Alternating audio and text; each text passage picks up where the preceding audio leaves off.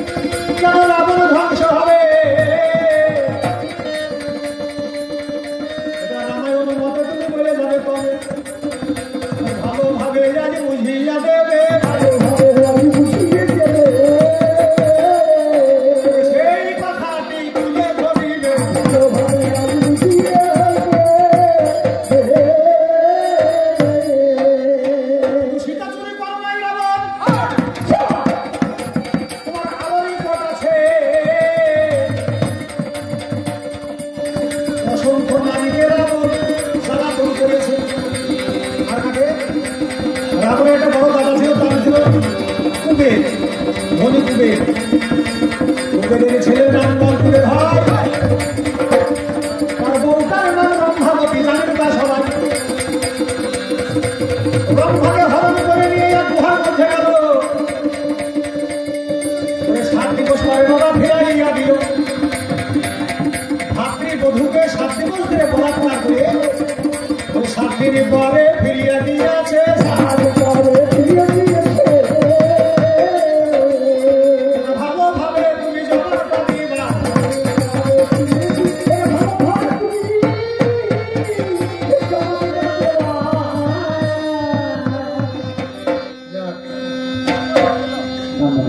মোটামুটি যা জিজ্ঞাসা ছিল তা কিছু সংস্কার করলেন। একটা কবিয়াল উঠতে হলে তো কিছু নিয়ে উঠতে হবে, একটু লেজ দেশ একটু চাই।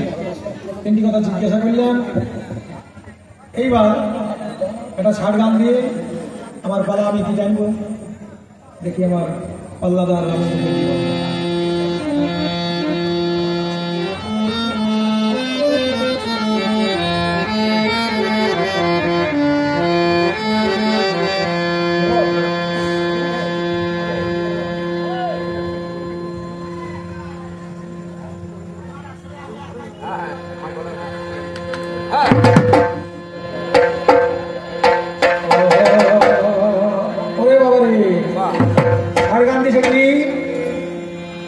ভাবনায় মনে সুন্দর ভবনে 2-4 দিনের জন্য বসতি সভা।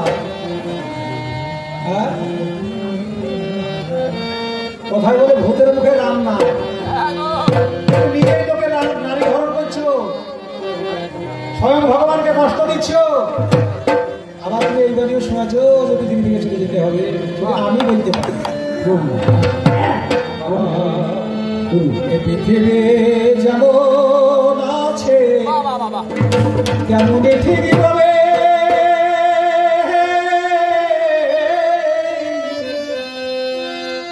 সুন্দর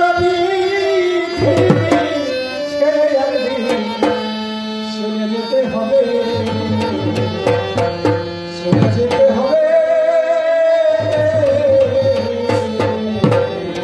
পৃথিবী ও যেমন আছে যেমন থেকে যাবে।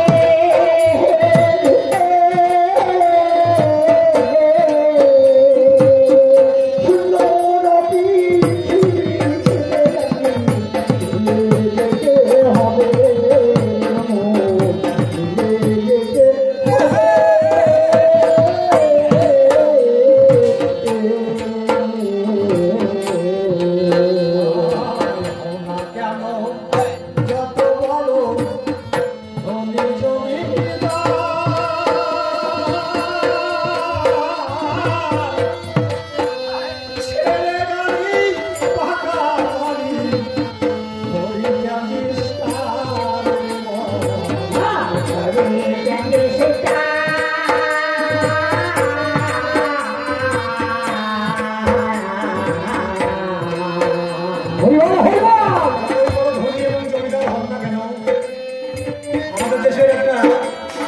লোকের মা মারা যাচ্ছে, ছোট ছেলের কাছে মা পালিত হয়, বড় ছেলে গোপনে গিয়ে কানে ঋণগুলো খুঁজছে,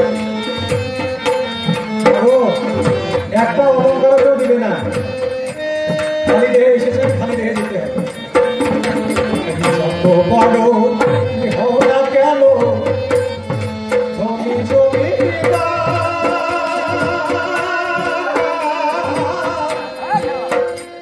ছেলে বাড়ি পাকা বাড়ি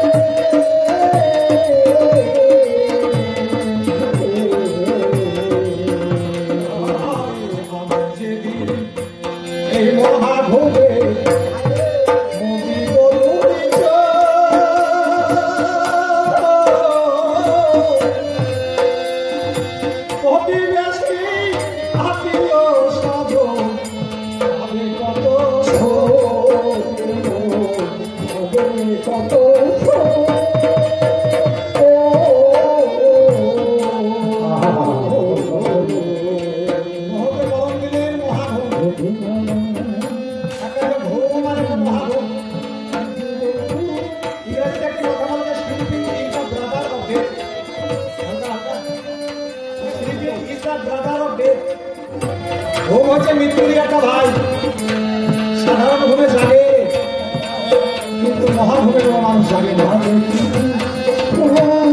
আমার যদি মহাভূম হবে, মানুষের পাশের কাছে বসে কান্না করে, এই মুখখান আমার আব্দুল মালিকের মোহ, কত জায়গায় গান বলে বেরিয়েছে, তুই বলেছে তুই হাত ধরে কাঁদে, এই হাত তো ধরানো হয় আব্দুল মালিক তাই মিলে আছে।